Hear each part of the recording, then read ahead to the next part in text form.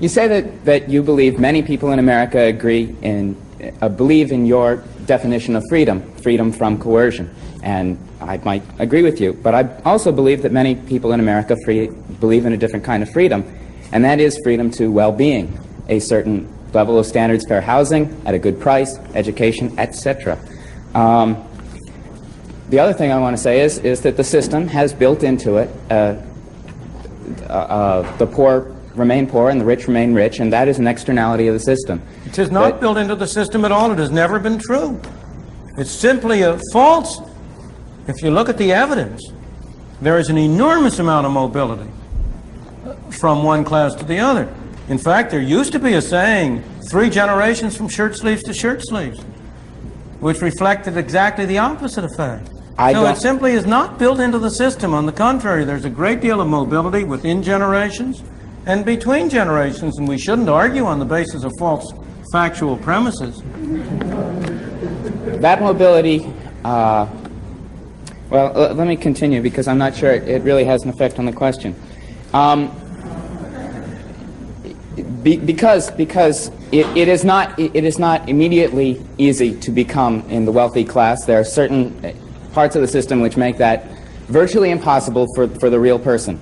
Now, I believe that this freedom too represents the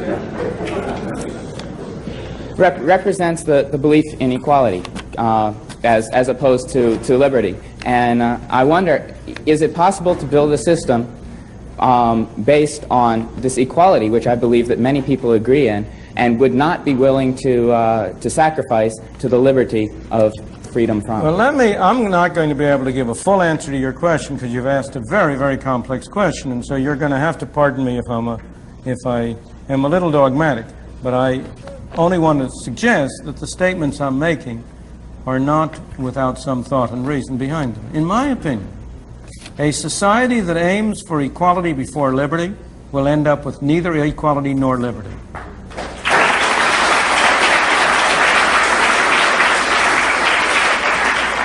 And a society that aims first for liberty will not end up with equality, but it will end up with a closer approach to equality than any other kind of system that has ever been developed.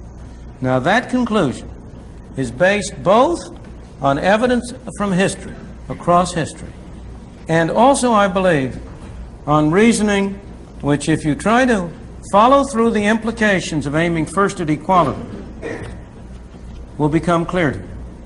You can only aim at equality by giving some people the right to take things from others.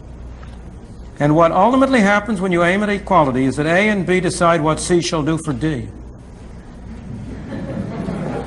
Except that they take a little bit of a commission off on the way.